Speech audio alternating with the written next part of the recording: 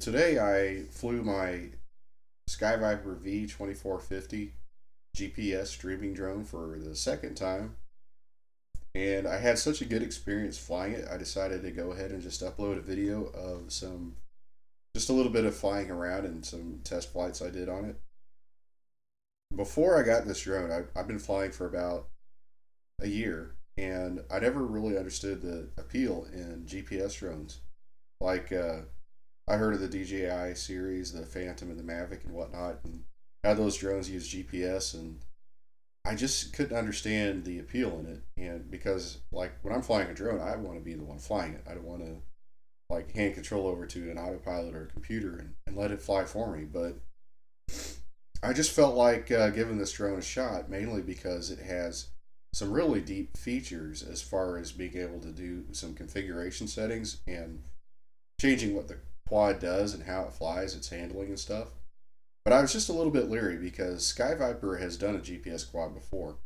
Last year they released the V2900 Pro, which was a brushless GPS quad that had just basically the same capabilities as far as the position hold and return home, as well as geofencing. But it wasn't received very well. It got a lot of negative reviews, and I just felt like it wasn't a good idea to try it. But when they announced this V2450 GPS, I decided to give it a shot, mainly because of the configuration options that are available, which actually you don't find this configuration menu or how to get to it in the instruction manual. So I just wanted to put up a quick picture of it. This is what it looks like. This is what you get when you connect to it. And I can go more in depth into it if there's some interest in this video. If enough people watch this video and I feel like there's reason enough to make another video, I'll definitely go in depth and talk more about the configuration that you can do on this quad and how much you can drastically change it from how it flies out of the box. But just for the time being, I wanted to highlight what it does in stock form, which is the highlight is definitely return home. The position hold is amazing as well. Well, it's kind of equal. The position hold is awesome, and the return hold is awesome. I mean, just like I had no idea this was going to be so fun to fly, but basically what it does is, like, right now I've hit return home and it's flying back to me. Now, when you hit return home and it's in autopilot mode, basically it flies like it's in headless mode. It doesn't turn around to fly forward, like to have the camera pointed back at you. So if, let's say, you take a flight out and you're recording video and you want to have like the perspective of the quad as it flies back when you hit return home, you need to make sure to turn the quad around to face you, or the direction that it's going to fly towards, to get back to its home spot. And like in this video, I was flying against a 12-mile-per-hour wind, and it definitely does hold its position very, very well. I mean, just amazingly well. It's actually really cool to watch. And it doesn't move around very much. Like, you could fly on worse days, but you have to figure, like, if you can't, like, if you have to hold off on flying just because it's windy and stuff, then there's no need to fly, really. I mean, to even get into this hobby. So there's just going to be days where you're going to be fighting a little bit of wind, but if you love it, you're going to fly no matter what. So I just decided to take it out and get a little more footage of it. And I'm flying it a little bit conservatively because I really don't want to lose my drone or crash it or damage it like the first couple days I've had it. So I was careful here, and I was just really impressed by it. Like, I had no idea that it would be so fun to fly a GPS quad, but it is. And it really changes how you fly because, like, for instance, I like to fly in FPV, like not Wi-Fi FPV, but good 5.8 gigahertz, almost zero latency FPV. But even it loses signal at times, and you never know when that's going to happen. Like, sometimes you can test your boundaries and know where the bad signal areas are, but sometimes you lose signal and you're kind of hosed, because a lot of times you don't, for some reason, when you're flying an FPV, like how do I put it? Like your own navigation isn't so good. Like, you'll be flying around and you crash or you lose reception and you're like, where the heck did I crash?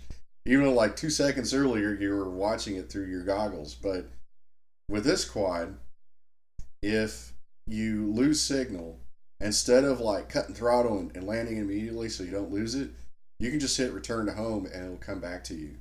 There is some important stuff to know about the return home feature though. First off is it's not going to land it exactly where it took off. It's going to be, a few couple yards maybe off, which is still amazing. But like, oh, and right here I'm flying in acro mode. And if you've never flown in acro mode, it's really amazing. It's definitely a more advanced way to fly, but it gives you so much more control. And there's no other retail quad that I know of that you can go into Walmart, Target, or Toys R Us and get a quad capable of acro mode. I did have to go into the configuration mode to activate acro and bind it to a key. So if you want to get into the configurations, like I said, if that seems interesting to you, I can do a more comprehensive video about how to go in and change the settings on this quad. It's basically adding so much complexity. This is a really deep quad. I think there's other quads in this price range. There's Hubsan has a bunch of quads there's brushless quads. There's quads that you can get actually cheaper than this quad that have follow me, which this quad actually can be configured for follow me. But anyway, none of those other quads actually let you dig into the flight control system and the transmitter and do the amount of customization that this quad lets you do. It was really a brilliant idea on Sky Viper's part to add this feature. And it's not like it's something like the average Walmart shopper was asking for. They're definitely listening to people a little bit on the higher end who are more into hobby grade quads and are used to using Clean Flight and Betaflight to configure their quads flight characteristics and controls. So I included a little bit of night footage because I want this to be, even though this is really just an overview and it's not a strict review, I wanted people to know right away that night flying isn't going to get you the best footage. You can still fly just fine, but unless you're flying maybe in like a lit up parking lot, I have a feeling this is just not the quad you want to use for taking night footage, because this park I'm flying in is actually pretty well lit. And when the sun set, it wasn't cloudy, and it may have clouded over from that time until I came back out to fly, but it was a fairly bright night, and I was actually really surprised that this camera picked up as little light as it did. But I'm actually flying right next to a subdivision, so there's really no reason, apart from the fact that this camera is definitely it's definitely tuned more for daylight flying, is what I'll say. So, and you may have caught earlier in the video, I did point it towards the sun, and the sun didn't completely overwhelm the image, which it does on a lot of camera drones. So this can handle like bright sunlight days, which is a better time to fly anyway. But I definitely wanted to include this because I felt like I wanted to do an honest overview so that you don't buy this quad and then try to fly it at night and you're shocked by the bad footage. Because, and maybe I just maybe under other conditions, maybe lighter conditions, it can take better night footage. But anyway, I just wanted to go over this drone just a little bit, talk about my feelings about it, and just overall, I'm really happy I got it. Like, this is the most fun I've had flying a drone in I don't know how long. And just the potential it has for the customization is outstanding. I actually watched a video where a guy connected it to, like, it looked like a mission planner, and he could basically draw on a map where it would fly. And once you launched it, it would follow your directions as far as the route it would take and then fly back to you.